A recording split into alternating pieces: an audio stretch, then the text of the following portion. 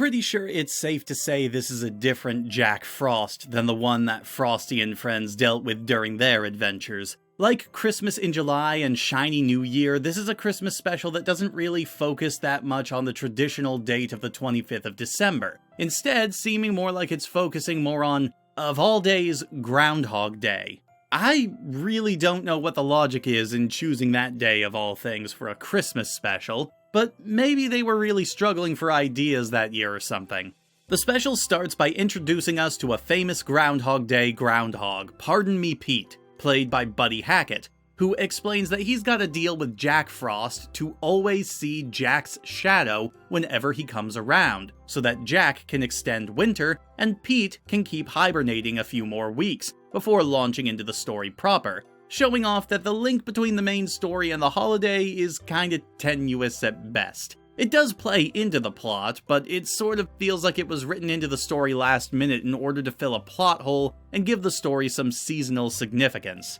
The actual story follows the snow sprite Jack Frost, who falls in love with a human girl named Eliza after saving her life. Smitten, Jack asks Father Winter if there was any way he could permanently become human so that he could be with her forever. Winter says he can, so long as he can succeed as a human, by earning a house, a horse, a bag of gold, and a wife by the first sign of spring. Failing that, he has to turn back into a sprite forever. From there, the special follows Jack Frost on his quest to not only do as Winter wishes, but also defeat the evil Kubla Kraus, the king of the Cossacks.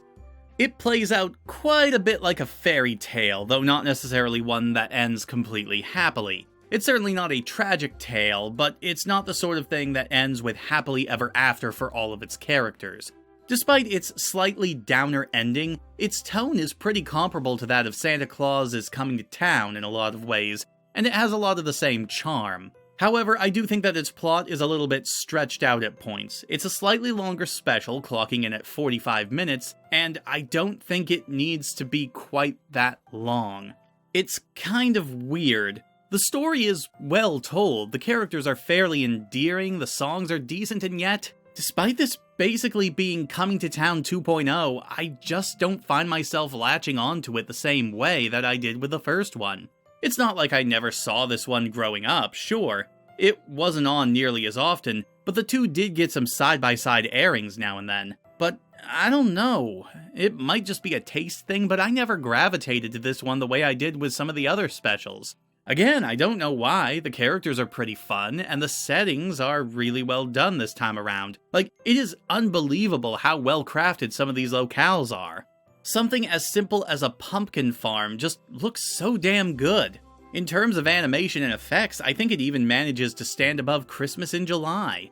And I don't really have anything big to say in terms of the sound design this time either. Once again, it's solid all around, and pretty much everyone turns in a good performance, with all of the various sound effects and background music managing to enhance the mood very well. The songs are a bit of a mixed bag, but overall I think they lean more toward the good side of the spectrum. Kubla's villain song, There's the Rub, is absolutely ridiculous and reminds me a lot of Ben Haramed and Burgermeister Meisterburger. Me and My Shadow is a cute introductory tune. She is Beautiful is a lovely tune. I can't think of any songs that I outright disliked. Okay, maybe February 2nd slightly, but not as much as I was expecting to. I do think it is good. I do. I just can't place my finger on why I didn't enjoy it as much as other specials with a similar tone. It's definitely not because I've been marathoning these specials. I have been taking breaks as I've been putting these together, but this one just hasn't hit me the same way that something like Coming to Town did. I do think that it's worth checking out though, if only because you might find it more to your liking than I did, but for me, the most interesting thing I have to say about this special is the fact that it's often mistaken for being in the public domain. It isn't, since the copyright law was changed in 1976 to reflect the new extended copyright. There's your trivia for this episode, so let's move on.